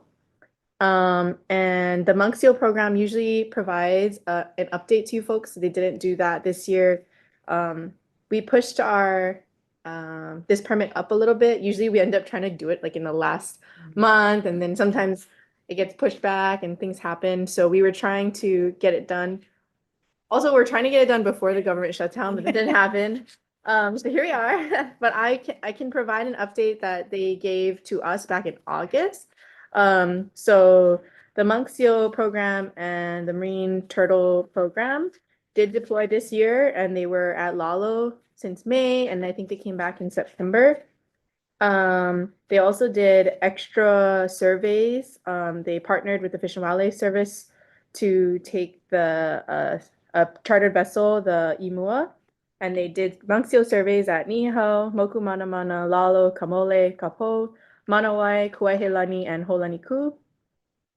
And they did short field teams at Kamole, Kapo, and Holaniku for the duration of the cruise, and then they came back on the pickup. And I think we also had a DAR staff participate in one of the cruises for a short period of time, or one of the field camps for a short period of time. And the Lalo team came back just in September. So I don't have, I think usually I provide like a little report about like how many monk seals were counted for this year. I don't have that information. And then when I sent an email, I just got a bunch of like out of office responses. So yeah, I don't have anything on that. But if you let me know if you guys are still interested in it. As soon as they are back in office, I can reach out and then I can forward the report that we usually give to you folks. Perfect. Thank you so much, Kelly. Board members, do you have any other questions or? Let's go ahead, Riley. I just have a related question about, okay. So I saw in the paper recently, there's a monk seal that died, I think in Kailua by Flat Island because it ingested one of those jug kind of lures, kind of like a slide bait kind of thing. That seems like if it was on a jug or if it was on a pole and line, you'd have the same situation, no? Yeah. Like if It's just that the jug is untended, is that the issue? so sometimes the lines break, right? So it's still stuck to it. But yeah, the jug is to like help float it out. It's like how the guys South Point, they put the bag and it floats it out far. So the jug is just to float it out. Okay. So So whether it's it's not so much the jug, it's just unmonitored lures and stuff with bait that would attract the seals. But it is prohibited. So that form of fishing, is that correct, Luna? I don't think jug fishing is Oh, what is the other fishing that's not? drone fishing. Oh, drone When you fishing. drop- I'm sorry. Fly the drone Yes, out and you drop yes. them. That's I'm illegal. But sorry. like, Yes, yeah, you okay. can still jug fish because Yeah. you can paddle things out Okay, far okay. and still do that. But Okay. It's the first time I've ever heard of that situation, and I just figured if it happened more often, you would have heard about it more often or something, you know. Okay, I'm good, thank you. And I do want to make a comment primarily related to recommendation number 9. This is no fishing is allowed in state waters except as authorized under state law. It is more, there's a prohibition of fishing in the Northwest Hawaii, in Papahanaumokuakea.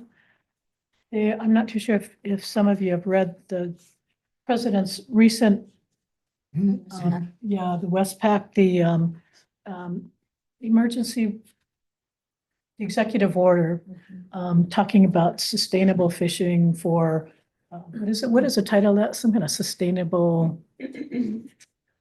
Like seafood competitiveness. Right. So, but what that does is it is going to open up commercial fishing in Papahanaumokuakea. We worked very hard in trying to get that sanctuary designation, which was successful before the change of administration. So the state of Hawaii Department of Aquatic DAR and on behalf of DLNR, we are submitting a letter as part of the NOAA comment objecting to opening up Papahanaumokuakea for any commercial fishing. So, and Kelly and Luna, but Kelly was very instrumental in drafting that state letter. So thank you for that comments. Yes. A question. Yeah. So Senator Schatz came Yep. to Waimea about a month and a half Okay. ago. And he was trying to explain where he thought he should focus his efforts. Mhm. And his statement was that Papahanaumokuakea, because it was established in a certain way, it cannot be changed easily with an executive order. That's right. Whereas the president does have control, direct controls over tariffs. So he was saying, I'm not gonna worry about tariffs because I have no control over that, Mhm. but he thought that the fish sanctuary Mhm. would continue to be protected even if the president tried to do something like that. Is that not accurate? That's accurate. That's cool. Yeah. Because of the layers, right? Mhm. Because With the especially sanctuary. with the sanctuary we just created. Okay, Yeah. so it's kind of okay then, and kind Well- of protected or? But he does There's a illegal process. things anyway, right? Yeah, there's a process in place. We are not sure if that process will be followed, I guess, given how like some things don't always follow the expected process under this current administration. But I think that our impression was that with the sanctuary designation being promulgated, the rules for the sanctuary that we just finished early this year, in order to like change those, we would have to go back and do that process all over again. And it wouldn't be just like one document that the Okay. president I signed. think that's what you meant. Yeah. Okay. So the sanctuary is a congressional action. The monument, prior to this year, it was only a monument, which was established by a presidential proclamation being both Biden and Obama. Okay. That you can, any president can change that. So that was our fear in 2020, President Trump was in office at that earlier time, that he was going to change, and he had tried to change the designation out of the monument. So that's why there was a big push to become a sanctuary. However, I think there is an argument, and I think that's what we're trying to protect, is that through this executive order, whether, because I thought it was the expanded area that may be vulnerable to commercial fishing. Yeah, I think the expanded area, the expanded area didn't really have its own fishing Yeah. regulations done like all this time. And so there's still that kind of effort where they could create fishing regulations, but it's supposed to be in alignment with the sanctuary. So they can't just make their own fishing rules that don't match the rules that we just finished creating for the sanctuary. So Yeah. Hopefully there's enough safeguards. Okay. But like all federal agencies, they serve at the pleasure of the administration. Okay. So hopefully, but we're going to take a formal position to oppose any opening up Papahanaumokuakea to commercial fishing. Yeah. And remember, we've been addressing a lot of abandoned vessels for DOBAR. So these guys have been investigating this one abandoned vessel. We believe it's from Taiwan. It's a Taiwanese registered vessel it's now, looks like it's creating some damage on the coral reef.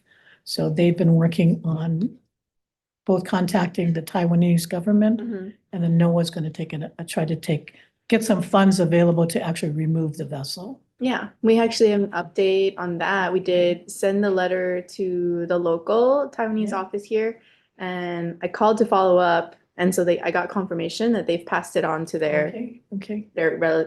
whatever their agency is that needs to review the letter. So that's moving. And then I think NOAA's able to, even during the furlough, help work on getting that. So it's still moving forward, both of those things. So there's been a lot of collaboration with our partner, the co-management agencies, on trying to maintain the integrity and the importance of Papahanaumokuakea. So, okay, any other questions, board members? Okay, is there anybody on Zoom, Brianna? Okay, I'll close public comments. Board members, do I have a motion on the last item before us? Motion to approve as submitted. Okay, a motion is moved and seconded to approve item F1. All in favor, please say aye or raise your hand. Okay, motion passes with 6 votes. Mahalo. Okay, thank you for the good work of you guys. Seeing no other business, I don't think so, Rihanna, we have any other business? Seeing no other business before the board,